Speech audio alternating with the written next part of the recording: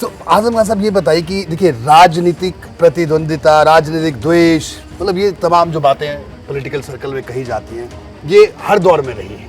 ऐसा नहीं है कि किसी दौर में नहीं रही है, लेकिन खास तौर पर जैसे मैं अब्दुल्ला की बात करूं, आपकी पत्नी, उन पर भी मुकदमे, इस स्तर की मरी हुई माँ पर मुकदमा। 5 किताबों की राइटर मेरी बड़ी बहन जो माँ की उम्र की है, उसे जो चल नहीं सकती हैं अपने पैरों से, नमाज के मसल्ले पर बैठी थी, पुलिस घसीट कर उन्हें जीप में डाल कर ले गई। मेरे सुपरिटेंडिंग इंजीनियर रिटायर्ड भाई, उन पर 307 का मुकदमा। ये इस तरह होगा। इस देश में दूसरा राजनीतिक व्यक्ति बता दीजिए आज़ादी के बाद, पूरे दावे से कहता हूँ मेरे अलावा कोई नहीं होगा जिस पर इतने घिनौने मुकदमे और इतनी तादाद में मुकदमे हों। और मुकदमों की रफ्तार यह है कि हर तीसरे मिनट पर एक मुकदमा लिखा गया है। मैं भूमाफिया हूँ। 4.25 बीघा ज़मीन, जिसमें से 2 बीघा यूनिवर्सिटी के बाहर है, और 2.25 बीघा ज़मीन का उन मालिकों को भी नहीं मालूम कहाँ है। मैं माफिया हो गया। इतनी बड़ी यूनिवर्सिटी बनाने वाला 2.25 बीघा ज़मीन छीनेगा किसी से, इससे बड़ी गाली और क्या हो सकती है। और मुझे तो इस बात पर अफसोस है कि देश के गृह मंत्री की ये जो इंटेलिजेंस है वो बिल्कुल फेल्योर है मेरे मामले में। उन्हें ये मालूम नहीं मैं कैसा इंसान हूँ। उन्हें ये मालूम नहीं कि मैं भू माफिया हूँ, क्रिमिनल हूँ या नहीं हूँ। माफिया नंबर 1 पर मेरा नाम लिया जाता था, याद है ना आपको? आजम खान नंबर 1, मुख्तार अंसारी 2 और अतीक अहमद 3। तो अगर ये हमारी इंटेलिजेंस का हाल है तो फिर जो कुछ हो रहा है फिर हमें क्या शिकायत है? यह है इंटेलिजेंस हमारी। गृह मंत्री की ये जानकारी है हमारे बारे में। क्या कहा सुप्रीम कोर्ट ने? कहा 1 या 2 मुकदमे सही हो सकते हैं, 90 मुकदमे सच्चे नहीं हो सकते। तो आजम साहब, मुझ पर किसी का एहसान नहीं है, मुझे किसी ने नहीं बचाया है जी, मेरे मालिक ने और सुप्रीम कोर्ट ने बचाया है, वरना मैं मर गया होता। वह मैं शायद इस दिन तक होता ही नहीं, मेरी ऐसी हालत थी। आजम खान साहब, जो हिम्मत होती है वो बहुत बड़ा सबल तो है ही, लेकिन क्या टूटे, कभी ऐसी स्थिति आई हो कि लगा हो कि नहीं अब सब टूट रहा है, सब खत्म हो गया है इन 27 महीनों में?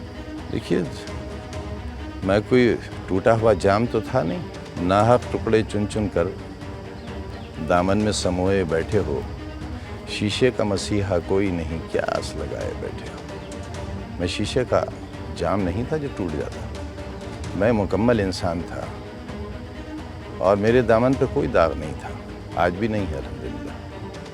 मैंने इमरजेंसी की भी 2.25 साल की जेल काटी थी, तब भी मैंने माफ़ी नहीं मांगी थी जी, क्योंकि मेरा गुनाह नहीं था। बहुगुना जी मुख्यमंत्री होते थे, माफ़ीनामा भेजा गया था जी, लेकिन कोई गुनाह होता तो मांग लेता। आज भी अगर कोई गुनाह है तो मांग लूँगा, कोई जिद नहीं है मेरी, कोई जिद नहीं है। क्या आपको, जो आप इतने मुखर रहते हैं, अभी भी रहते थे, उसकी सजा ये मिली? कोई बुरी बात बताइए मुखर रहने में? बाबरी मस्जिद मूवमेंट चलाया, कभी रामचंद्र जी को, सीता जी को, कृष्ण जी को या किसी हिंदू देवी देवता भगवान की शान में कोई एक लफ्ज़ कहा हो, हमारा सर कलम कर दीजिए आप। जी, क्या हमारा दिल नहीं दुखेगा जब हमारे प्रॉफिट की तौहीन की जाएगी? यही होंगे इंसानी रिश्ते, इसी तरह हम मुल्क को एक रखेंगे। आजम खान साहब, मैं फिर से वही सवाल, आपने हालांकि मुझे थोड़ा सा जवाब भी दिया उसका, लेकिन मैं ये जानना चाह रहा हूँ कि ऐसा क्यों किसी इतने मुकदमे सिर्फ और सिर्फ आप पर और आपके परिवार पर? क्योंकि राजनीतिक अदावत और लोगों से भी हो सकती है, लेकिन क्या आजम खान इतना बड़ा रोड़ा किसी को लग सकते हैं? 2 विश्वविद्यालय बने इस देश में आज़ादी से पहले जी, जो कि कॉलेजेस थे। जी बिल्कुल। एक था बनारस BHU और दूसरा Mohammedan Anglo Oriental College Aligarh, जी, जो सर सैयद ने बनाया। एक मदन मोहन मालवीय जी ने बनाया। जी बिल्कुल। आज़ादी के बाद सैकड़ों यूनिवर्सिटियां हिंदुस्तान में बनी, जी, पूंजीपतियों ने बनाई, उनका बिजनेस था, जी, आज भी हैं।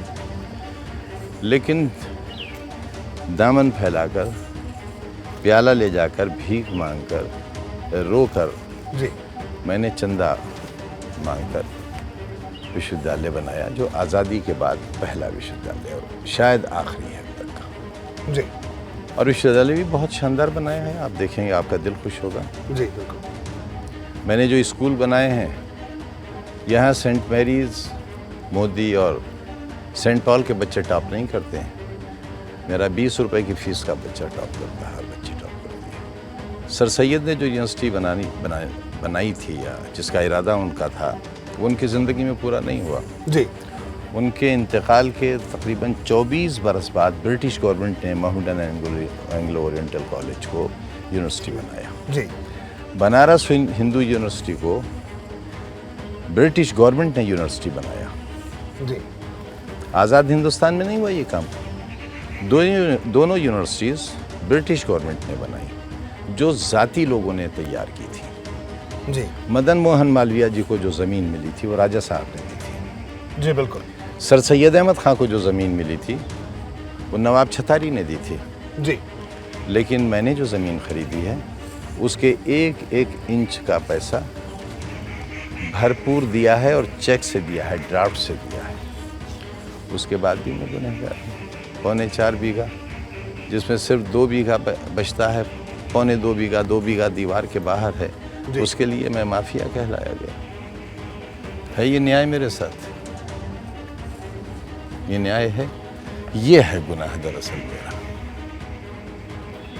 मेरा घर गली में क्यों है? आलीशान कोठी क्यों नहीं है? शान और शौकत क्यों नहीं है? ज़िंदगी अय्याशाना क्यों नहीं है? आवारगी क्यों नहीं है? मैं बार क्यों नहीं जाता हूँ? मैं डांस क्लब क्यों नहीं जाता हूँ? मैं इतनी बार चुना गया और अभी तक कुर्ता पजामा और बंडी में हूँ और गली में रहता हूँ जिसमें हवा नहीं आती, ऐसे घर में जिसका कोई लॉन नहीं है, जिस घर में गैरेज नहीं है। यह है गुनाह हमारा। जो लोग हमसे, आप जैसे भले लोग मिलने आते हैं, वो जो मुमताज़ पार्क था जिसका नाम बदल दिया गया है, नाम ही बदले गए हैं, यहाँ ईंटें उखाड़ी तो गई हैं, लगी एक भी नहीं है अभी तक। लोग उस मुमताज़ पार्क के गेट पर जाकर घंटी तलाश करते थे कि ये आज़म खां का घर होगा। तो लोग कहते थे ये आप क्या ढूंढ रहे हैं? समझ जाते थे। उन्होंने कहा भाई वो कोई बैल नहीं है ये आज़म खां का। वो कहा नहीं ये नहीं है। गली में जाइए। तो कहा वहाँ तक तो कार नहीं जाएगी। तो कहा नहीं पैदल जाएगी। यह है गुनाह।